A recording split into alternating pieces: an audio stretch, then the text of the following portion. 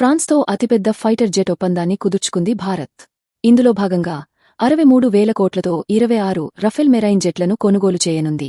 దీనికి సంబంధించిన ఒప్పందాన్ని ప్రధానమంత్రి నరేంద్ర మోదీ నేతృత్వంలోని భద్రతా వ్యవహారాల క్యాబినెట్ కమిటీ ఆమోదించింది. దీని ద్వారా ఫ్రాన్స్ నుంచి భారత్కు 22 సింగిల్ సీటర్ రఫేల్ మెరైన్ యుద్ధ విమానాలు, 2 సీట్లు కలిగిన 4 రఫేల్ మెరైన్ జెట్లు లభిస్తాయి. ఈ యుద్ధ విమానాల ఫ్లీట్ నిర్వహణ, లాజిస్టికల్ సపోర్ట్, భారత సిబ్బందికి శిక్షణ, విడిభాగాల స్వదేశీ తయారీకి ఫ్రాన్స్ కంపెనీ డసాల్ట్ ఏవియేషన్ సాంకేతిక సహకారం వంటివన్నీ ఈ ఒప్పందంలోని కీలక అంశాలు. ఈ ఒప్పందంపై సంతకం చేసిన దాదాపు 4-5 సంవత్సరాల తర్వాత భారత్కు రఫేల్ మెరైన్ జెట్ల డెలివరీ ప్రారంభమవుతుందని భావిస్తున్నారు. విమానాల మొదటి బ్యాచ్ను 2029 చివరి నాటికి భారత నౌకాదళం అందుకుంటుందని, 2031 నాటికి విమానాలన్నీ అందుతాయని సంబంధిత వర్గాలు తెలిపాయి. వీటిని భారతదేశపు విమానవాహక నౌకలు ఐఎన్ఎస్ విక్రాంత్, ఐఎన్ఎస్ విక్రమాదిత్యలలో మోహరించే అవకాశముంది. ప్రస్తుతం భారత నేవీ వినియోగిస్తున్న పాతతరం MiG-29K విమానాల స్థానాన్ని రఫేల్ మెరైన్ జెట్లు భర్తీ చేయనున్నాయి.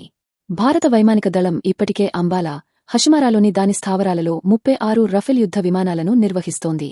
రఫేల్ మెరైన్ యుద్ధ విమానాలు కూడా అందితే భారత వాయుసేన సామర్థ్యాలు మరింత ఇనుమడిస్తాయి.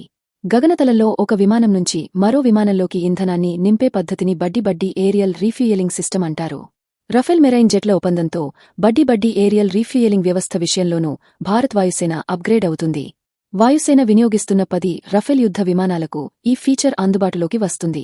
నడి ఆకాశంలో అవి పరస్పరం ఇంధన బదిలీ చేసుకోగలవు. దీనివల్ల సుదూర ప్రాంతాలకు వెళ్లి సైనిక ఆపరేషన్లు నిర్వహించేలా భారత వాయుసేన సమాయత్తం అవుతుంది.